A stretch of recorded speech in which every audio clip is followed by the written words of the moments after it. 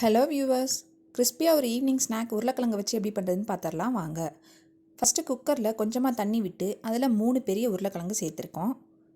அதை விசில் போட்டு அது ஒரு 5 to 6 விசில் வரட்டும். நல்லா வெந்தோடனே ஒரு பிளேட்டில் மிளகாய்த்தூள், மிளகுத்தூள், காரத்துக்கு ஏற்ற மாதிரி சேர்த்துக்கோங்க. கார்ன்ஃப்ளவர் மாவு 2 டேபிள் ஸ்பூன், அரிசி மாவு 3 டேபிள் ஸ்பூன், உப்பு கொஞ்சமாக சேர்த்துக்கலாம். இப்போ இதை நல்லா எல்லாத்தையும் மிக்ஸ் பண்ணி விட்டுக்கலாம். குக்கர் விசில் வந்து ஆறிடுச்சு.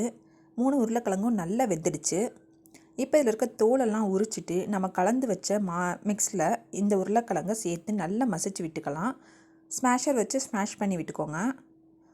இப்போ அதை இது போல் உருண்டை பிடிச்சு இது போல் ஷேப் பண்ணிக்கோங்க. இப்போ இதை கத்தியில் இது போல் குட்டி குட்டி பீஸாக கட் பண்ணிக்கோங்க. இதோட மேலே டிசைனுக்காக இது போல் 4 ஸ்பூன் வச்சு அழுத்தம் கொடுத்துக்கோங்க. இல்லை நீங்கள் ரோல் மாதிரி வேணும், இல்லை வேறு ஷேப்பில் வேணும், பால்ஸ் வேணும்னா நீங்கள் அந்த ஷேப்பில் பண்ணிக்கலாம். கடாயில் எண்ணெய் விட்டாச்சு. எண்ணெய் நல்லா கொதித்த உடனே நம்ம ரெடி பண்ணி வச்சுருக்க பொட்டேட்டோ ஸ்கொயர்ஸை இதில் போட்டுக்கலாம். போட்டு இது போல் நல்ல மொறுன்னு திருப்பி விட்டுக்கலாம். பொட்டேட்டோஸ் நல்லா வெந்துருச்சு. இப்போ எடுத்து டொமேட்டோ கெச்சப் தொட்டு சாப்பிட்டு பாருங்கள். சூப்பராக இருக்கும். அவ்வளோதாங்க.